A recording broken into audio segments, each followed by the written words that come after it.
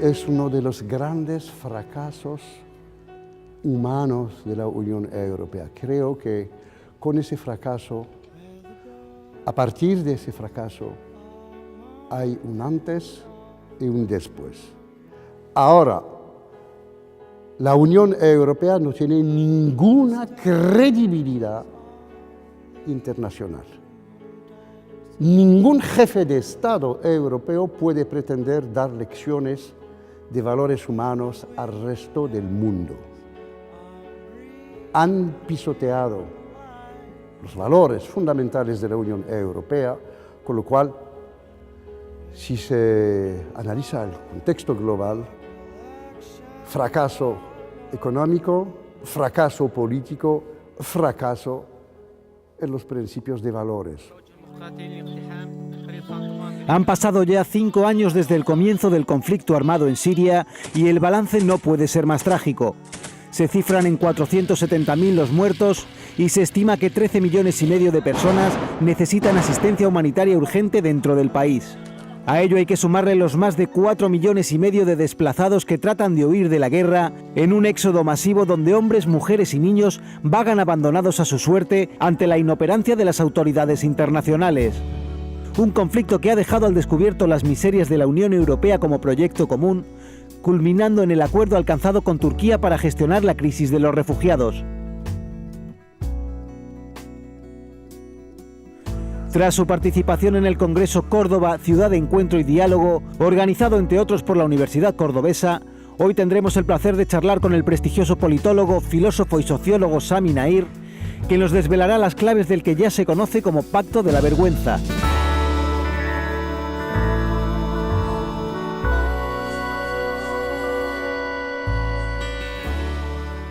Es el resultado de dos causas fundamentales. Primero, el resultado de una política globalmente falsa migratoria, es decir, un sistema migratorio que no corresponde a la realidad del entorno geoeconómico de la Unión Europea.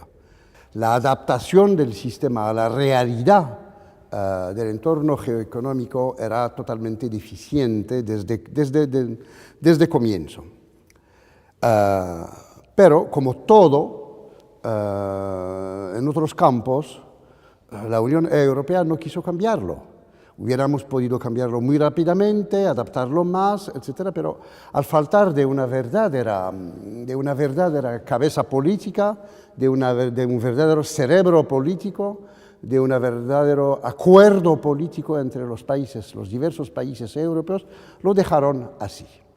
Por otro lado, la segunda causa de la situación en la que estamos es que cuando estalló, digamos, el sistema, los europeos se dieron cuenta de que no tenían una posición común y que no había una política migratoria común, que nadie obedecía y quiere obedecer a las orientaciones de la Comisión de Bruselas, incluso, digamos, a las mínimas reglas de la Comunidad de Bruselas. Los húngaros, por ejemplo, pusieron en marcha una política de expulsión sistemática de los refugiados en contra de los valores fundamentales de la Unión Europea. Si tuviéramos que plantear la cuestión de la integración de Hungría hoy en la Unión Europea, no podría entrar, porque no cumple con los principios fundamentales de derecho de la Unión Europea. Está exactamente en la misma situación que Turquía o que otros países que no cumplen para poder entrar. Al no haber reaccionado inmediatamente, con dureza, con firmeza frente a Hungría, se desató un comportamiento anárquico a nivel europeo y cada país hizo lo que quería hacer. Bien, ¿ahora qué hacer? Por supuesto, hay que volver a cuestionar ese sistema migratorio, probablemente a reformarlo de manera radical y intentar poner en marcha una política común, pero creo que en estos dos aspectos no se hará nada serio, porque basta con ver el acuerdo que la Unión Europea ha firmado con Turquía para saber que no iremos muy lejos en este sentido.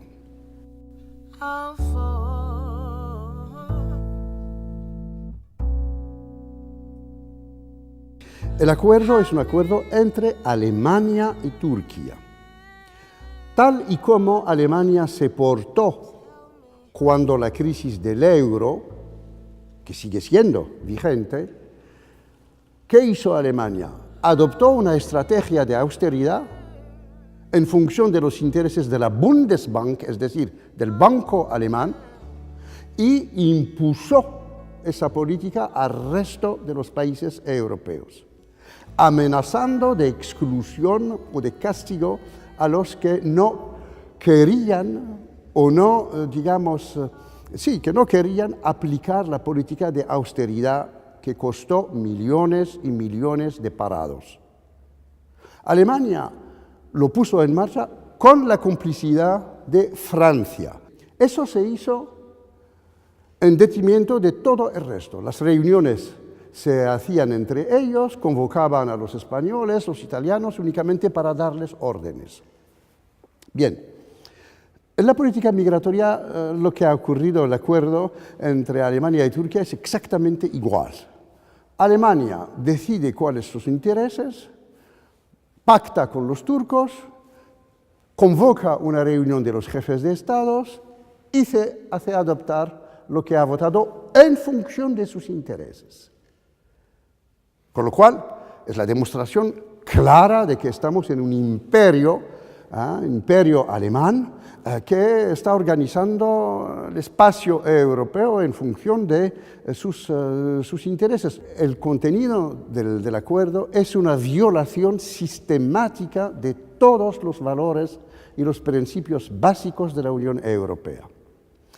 Es una violación de la Convención de 1951 sobre los refugiados, integrada como elemento del Tratado de Lisboa. Es un capital, es un patrimonio de la humanidad. Esa convención obliga a los países que reciben refugiados y a tratar los dossiers de esos refugiados. No obliga a acoger, pero obliga a recibir, a analizar los dossiers, los trámites y a decidir si se trata efectivamente de refugiados o de inmigrantes económicos. Si se trata de inmigrantes de otro lado, el país puede rechazar, decir yo no lo puedo aceptar porque son inmigrantes. Pero si se trata de refugiados, tiene que aceptarlos y decidir cómo se puede integrar en el país de acogida. Es una regla fundamental, el derecho de asilo en este sentido. La Unión Europea decidió, sin entrar en los dossiers de esa gente, de que se trataba en realidad de una inmigración y no de refugiados.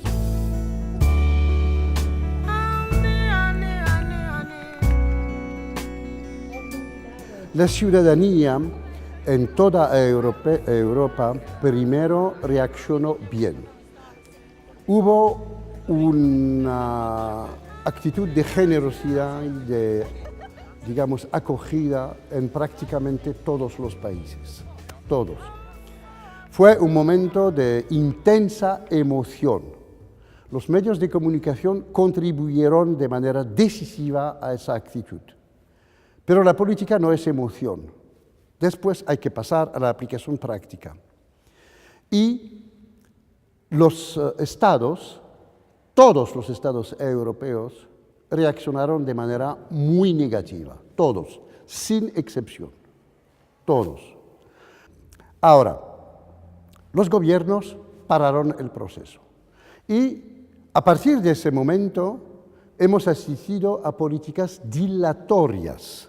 Es decir, en vez de tomar la decisión, esperar mañana y crear obstáculos burocráticos, administrativos para no organizar, para impedir en realidad a la sociedad civil manifestar su solidaridad. Un país como España ha acogido, me decía Juan Luis Cebrián, pero hemos acogido No, 20 refugiados, en la palabra nuestro país va a acoger a los refugiados, hay mucho más palabras que los refugiados que hemos acogido.